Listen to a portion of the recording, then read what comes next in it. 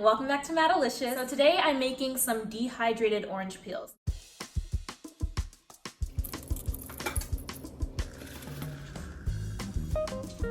Very strong, very flavorful, smells delicious. A little bit goes a long way. I can use this in soups, in stews, in teas, in drinks, whatever I want to use this in. Put it in chocolate, it's going to be so good. Whatever you put it in, you will be able to taste the flavor of the orange, which is what you want. So let's go ahead and get started on making these dehydrated oranges. So I have my oven preheated to 200 degrees, and I'm going to go ahead and just shave off some of this orange peel, and it's gonna look just like this.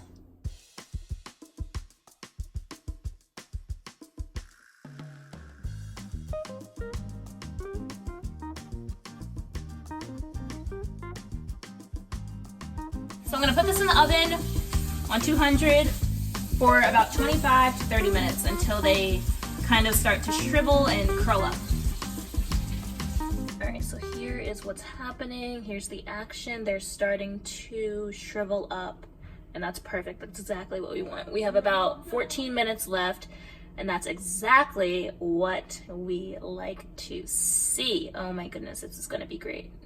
All right guys, so the dehydrated orange peels are now out of the oven. They've been out of the oven for about 10 minutes. I just wanted them to cool off a little bit before I handled them. You can store this in an airtight container for up to 3 months. So whatever you want to use this for, use it. I'm probably going to use it to make some kind of chocolate dish. I might use it in some teas, definitely going to use it in some sauces. Let's go ahead and just jar it up.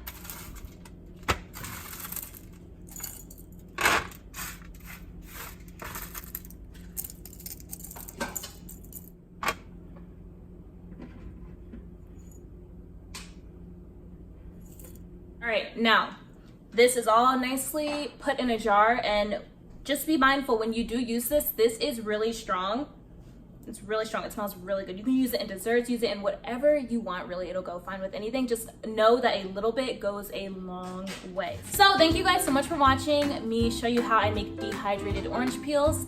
And it's really that easy. You really just don't do much work other than going ahead and just peeling the orange and popping it in the oven on 200 degrees, making sure you keep it in there for about 25 to 30 minutes, however long, however crunchy you want it to be, and put it in a jar, store it in an airtight container, and you are just on your way. You can make jams with this. I think I'm going to probably cut a few more oranges tonight and make some jams with it. Whatever you want to make it. Let me know in the comments below how you like this recipe. And as always, I'll see you guys in the next video. Bye guys!